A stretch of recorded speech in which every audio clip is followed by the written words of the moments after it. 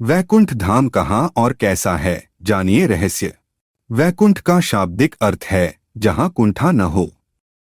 कुंठा यानी निष्क्रियता, अकर्मण्यता, निराशा, हताशा, आलस्य और दरिद्रता। इसका मतलब यह हुआ कि वैकुंठ धाम ऐसा स्थान है जहाँ कर्महीनता नहीं है, निष्क्रियता नहीं है।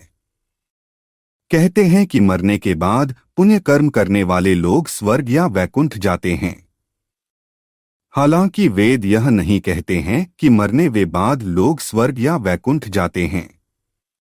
वेदों में मरने के बाद की गतियों के बारे में उल्लेख मिलता है और मोक्ष क्या होता है इस पर ही ज्यादा चर्चा है। खैर, हम आपको पुराणों की धारणा अनुसार बताना चाहेंगे कि वैकुंठ धाम कहाँ है और वह कैसा है। वैकुंठ धाम कहाँ है? हिंदू धर्म के अनुसार कैलाश पर महादेव ब्रह्मलोक में ब्रह्मदेव बसते हैं। उसी तरह भगवान विष्णु का निवास वैकुंठ में बताया गया है। वैकुंठ लोक की स्थिति 3 जगह बताई गई है: धरती पर, समुद्र में और स्वर्ग के ऊपर। वैकुंठ को विष्णुलोक और वैकुंठ सागर भी कहते हैं। भगवान श्री कृष्ण के बाद इसे गोलोक भी कहने लगे। चूंकि श्री कृष्ण और विष्णु एक ही हैं, इसीलिए श्री कृष्ण के निवास स्थान को भी वैकुंठ कहा जाता है। पहला वैकुंठ धाम धरती पर बद्रीनाथ, जगन्नाथ और द्वारिकापुरी को भी वैकुंठ धाम कहा जाता है। चारों धामों में सर्वश्रेष्ठ हिंदुओं का सबसे पावन तीर्थ बद्रीनाथ नर और नारायण पर्वत श्रृंखलाओं से घिरा अलकनंदा नदी के बाएं तट पर नीलकंठ पर्वत श्रृंखला की पृष्ठभूमि पर स्थित है। भारत के उत्तर में स्थित यह मंदिर भगवान विष्णु का दरबार माना जाता है। बद्रीनाथ धाम में सनातन धर्म के सर्वश्रेष्ठ आराध्य देव श्री बद्रीनारायण भगवान के 5 स्वरूपों की पूजा अर्चना होती है। विष्णु के इन 5 रूपों को पंच बद्री के नाम से जाना जाता है: श्री विशाल बद्री, श्री योगध्यान बद्री, श्री भविष्य बद्री, श्री वृद्ध बद्री और श्री आदि बद्री। बद्रीनाथ के अलावा द्वारिका और जगन्नाथपुरी को भी वैकुंठ धाम कहा जाता है। कहते हैं कि सतयुग में बद्रीनाथ धाम की स्थापना नारायण ने की थी। त्रेतायुग में रामेश्वरम की स्थापना स्वयं भगवान श्री राम ने की थी। द्वापर युग में द्वारिका धाम की स्थापना योगीश्वर श्री कृष्ण ने की और कलयुग में जगन्नाथ धाम को ही वैकुंठ कहा जाता है। पुराणों में धरती के बैकुंठ के नाम से अंकित जगन्नाथपुरी का मंदिर समस्त दुनिया में प्रसिद्ध है। ब्रह्मा और स्कंद पुराण के अनुसार पुरी में भगवान विष्णु ने पुरुषोत्तम नीलमाधव के रूप में अवतार लिया था। दूसरा वैकुंठ धाम दूसरे वैकुंठ की स्थिति धरती के बाहर बताई गई है। इसे ब्रह्मांड से बाहर और तीनों लोकों से ऊपर बताया गया है। यह धाम दिखाई देने वाली प्रकृति से 3 गुना बड़ा है। इसकी देखरेख के लिए भगवान के 96 करोड़ पार्षद तैनात हैं। हमारी प्रकृति से मुक्त होने वाली हर जीवात्मा इसी परमधाम में शंख, चक्र, गदा और पद्म के साथ प्रविष्ट होती है। वहां से वह जीवात्मा फिर कभी भी वापस नहीं होती। यहाँ श्री विष्णु अपनी 4 पटरानियों श्रीदेवी, भूदेवी, नीला और महालक्ष्मी के साथ निवास करते हैं। इसी वैकुंठ के बारे में कहा जाता है कि मरने के बाद विष्णु भक्त पुण्यात्मा यहाँ पहुँच जाती है। पुराणों के अनुसार इस वैकुंठ की स्थिति हमारे ब्रह्मांड के परे है। जीवात्मा जब उस वैकुंठ की यात्रा करती है तो उसको विदा देने के लिए मार्ग में समय के देवता, प्रहर के देवता, दिवस के देवता, रात्रि के देवता, दिन के देवता, ग्रहों के देवता, नक्षत्रों के देवता, माह के देवता, मौसम के देवता, पक्ष के देवता, उत्तरायण के देवता, दक्षिणायन के देवता, सभी तलों अतल, सुतर, पाताल आदि के देवता, सभी 33 कोटि के देवता पहले उसे पुनः किसी योनि में धकेलने का प्रयास करते हैं या वैकुंठ जाने देने से रोकते हैं। लेकिन जो जीवात्मा प्रभु श्री विष्णु की शरणागति होता है उसको ये सभी एकपाद विभूति के अंतिम सीमा तक जाते हैं और त्रिपाद विभूति के बाहर प्रवाहित होने वाली विरजा नदी के तट पर छोड़ देते हैं। इसी एकपाद विभूति में हमारा संपूर्ण ब्रह्मांड और सारे लोक अवस्थित हैं। इस एक पाद विभूति की सीमा के बाद शुरू होता है वैकुंठ धाम।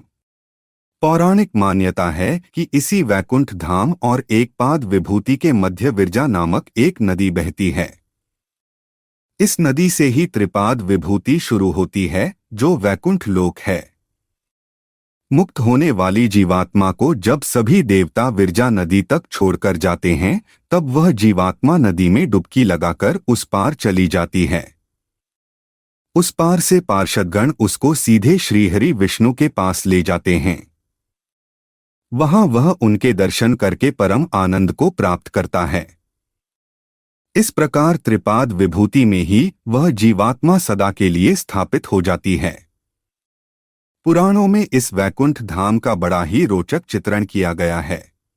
हे अर्जुन, अव्यक्त अक्षर इस नाम से कहा गया है। उसी अक्षर नामक अव्यक्त भाव को परमति कहते हैं तथा जिस सनातन अव्यक्त भाव को प्राप्त होकर मनुष्य वापस नहीं आते, वह मेरा परम धाम है। गीता अध्याय 8 श्लोक 21। तीसरा वैकुंठ धाम। भगवान श्री कृष्ण ने द्वारिका के बाद एक और नगर बसाया था जिसे वैकुंठ कहा जाता था। कुछ इतिहासकारों के मुताबिक अरावली की पहाड़ी श्रृंखला पर कहीं वैकुंठ धाम बसाया गया था, जहां इंसान नहीं, सिर्फ साधक ही रहते थे। भारत की भौगोलिक संरचना में अरावली प्राचीनतम पर्वत है। भूशास्त्र के अनुसार भारत का सबसे प्राचीन पर्वत अरावली का पर्वत है। माना जाता है कि यहीं पर श्री कृष्ण ने वैकुंठ नगरी बसाई थी। राजस्थान में यह पहाड़ नैऋत्य दिशा से चलता हुआ ईशान दिशा में करीब दिल्ली तक पहुंचा है। अरावली या अरवली उत्तर भारतीय पर्वतमाला है। राजस्थान राज्य के पूर्वोत्तर क्षेत्र से गुजरती 560 किलोमीटर लंबी इस पर्वतमाला की कुछ चट्टानी पहाड़ियां दिल्ली के दक्षिण हिस्से तक चली गई हैं। अगर गुजरात के किनारे अर्बुद या माउंट आबू का पहाड़ उसका एक सिरा है, तो दिल्ली के पास की छोटी छोटी पहाड़ियां धीरज, दरिज दूसरा सिरा। वैकुंठ और परमधाम में अंतर। परमधामः कहते हैं कि परमधाम में जाने के बाद जीवात्मा सदा के लिए जीवन और मरण के चक्र से मुक्त हो जाती है। यह धाम सबसे ऊपर अर्थात सर्वोच्च है। यहां निरंतर अक्षय सुख की अनुभूति होती रहती है।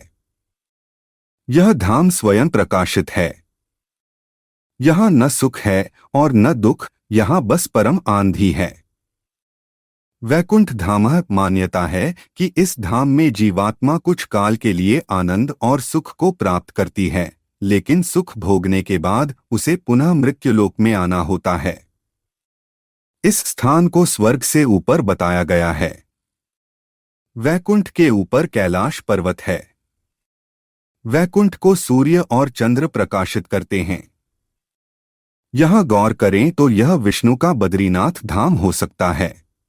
हिंदू धर्म के अनुसार भगवान श्री विष्णु के धाम को वैकुंठ धाम कहा जाता है। आपने 4 धामों के नाम तो सुने ही होंगे, बद्रीनाथ, द्वारिका, जगन्नाथ और रामेश्वरम। इसमें से बद्रीनाथ धाम भगवान विष्णु का धाम है। मान्यता के अनुसार इसे भी वैकुंठ कहा जाता है। यह जगत पालक भगवान विष्णु का वास होकर पुण्य, सुख और शांति का लोक है। हे अर्जुन, जिस परम पद को प्राप्त होकर मनुष्य लौटकर संसार में नहीं आते, उस स्वयं प्रकाश परम पद को न सूर्य प्रकाशित कर सकता है, न चंद्रमा और न अग्नि ही, वही मेरा परम धाम है। गीता अध्याय 15 श्लोक 6। हे अर्जुन, ब्रह्मलोक सहित सभी लोक पुनरावर्ती हैं, परंतु हे कुंती पुत्र, मुझको प्राप्त होकर पुनर्जन्म नहीं होता, क्योंकि मैं कालातीत हूँ और ये सब ब्रह्मादि के लोक काल द्वारा सीमित होने से अनित्य हैं। गीता अध्याय 8 श्लोक 16।